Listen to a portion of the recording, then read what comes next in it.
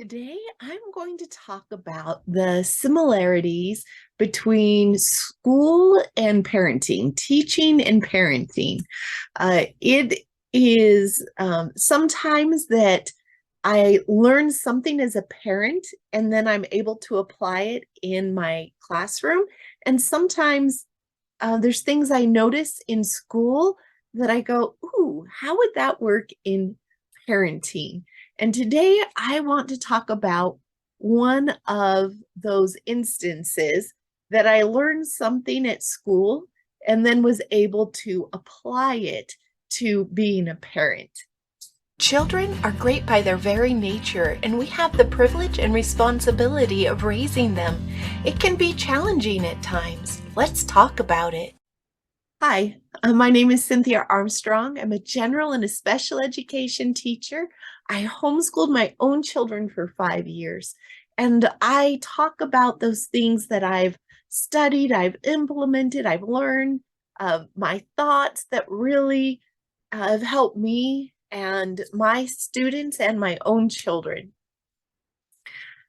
This time, I had an experience yesterday that really got me thinking and remembering when uh, I first understood something as a teacher and was able to apply it as a parent. And in schools, and I will just put that statement out there, I am an American public school teacher. My son-in-law is from Italy, and sometimes I see him roll his eyes or give a little look about what happens in schools in America. So, not sure what's out there in the rest of the world. So, but here in America, we do not teach children to learn. We really don't. In the public education setting, that's not part of what we teach. Individual teachers might do it, but as an educational society, that's not something we really teach children. And so we get children who struggle to make mistakes. They want to know the answer. It's like, okay, what do I do now? What do I say now? How do I do that? Uh, and they really hesitate. They don't understand about learning, like what it is to learn, and that how awesome mistakes are, and how they have all the answers they need if they let go of the fear, if they let go of that uncertainty, then their brain will work for them and help them be creative in figuring out answers and in really learning to learn, not just learning to get the right answer. And as parents, that's what I noticed. I'm like, ooh, how much of this has come from so many years in the education, as a student, as a child, right? Because we start sometimes in preschool, sometimes in kindergarten, and we can go through high school or into college. And there's a lot of that same feeling. What's the right answer? As kids get older, it's like, don't teach me all that stuff. Just tell me what I need for the test. And they're not learning to learn. And that is such a challenge to overcome. And in parenting, in all parts of our life, I mean, take a look. Is that something that has carried over? And I figure our parents have been through this type of public education. We've been through it. Our children are going through it. How much of not learning to learn has affected all parts of our life? It's just something to consider, and I'm really interested. So please give feedback, your thoughts below. This is just me thinking, not necessarily me knowing 100% for sure, but it's something I'm pretty sure of, in that I've seen it carried out, and in talking with parents and with children, I see quite a bit of. But as a parent, when I look at, parent the resources for parents, the parenting um, advice out there, the parenting courses you could take, there's a lot of what do I say in this situation? Okay, this is what's going on with my child. How do I fix it? What is it that I need to say? How do I get the right answer? Give me the right answer. What's the right answer in this situation for my child? And that's what I see in the public school education. Is it just like I said, not necessarily the education system's fault, but just a feeling we had, or are they really connected? I don't know.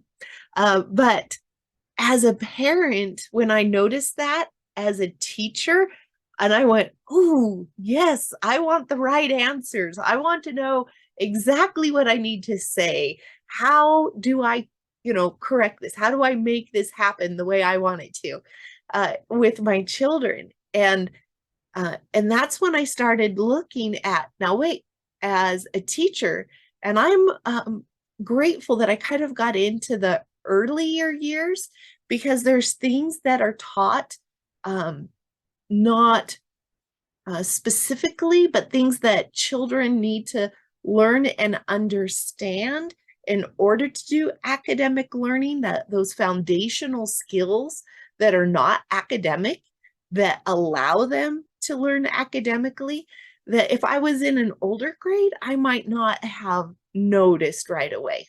Maybe, but I might not have.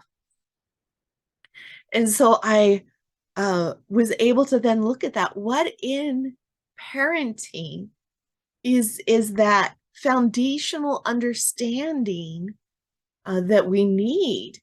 And it's a universal thing. When we go all the way down to that foundation, it's a universal understanding. So it applies to all things. It applies to parenting, it applies to school, it applies to my relationship with my spouse, it applies to my relationship with friends, it applies to how I do my work. It's a foundational thing that applies to more areas. Those foundational things that we teach toddlers, preschoolers, kindergartners,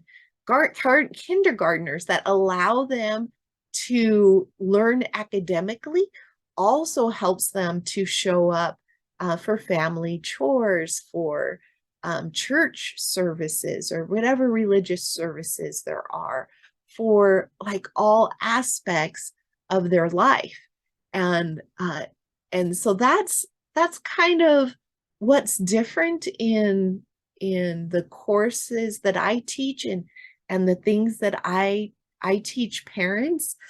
It's really difficult to do that in just these like little social media things, but in my courses, I really go into what is that foundational understanding of how we make sense of things, how we learn things, how we use what we've learned and apply it to other situations. And that foundational learning that we have is what we build all other learning on. So if there was something that we learned before we could think about thinking, that kind of solidified in us and isn't necessarily true or correct or beneficial, and then we build on that, it can create all kinds of struggles and difficulties that don't need to be there. They need to be there so that we can see and where those difficulties are coming from so we can change them. So they're a necessary, essential part. But if once we learn it, then those difficulties, those challenges disappear. But no worries. Then we'll get more because that's how we learn. That's how we grow. That's how we notice what it is that we want to change to get to where we want to go. So remember, children are great by their very natures. Even our most challenging child, they are great by their very natures. And we have that privilege and that responsibility to teach them. See you. Hi friends, Cynthia Armstrong here. Thanks for joining us today. Please make sure that you subscribe to our channel so you can see when new videos come out and like this one. It is such a responsibility and a challenge to raise great kids, and we are here to help you along that journey to make it as enjoyable and fun and fulfilling as possible. Please check out our website, www.raisinggreatkids.net, and I will leave that in the description below.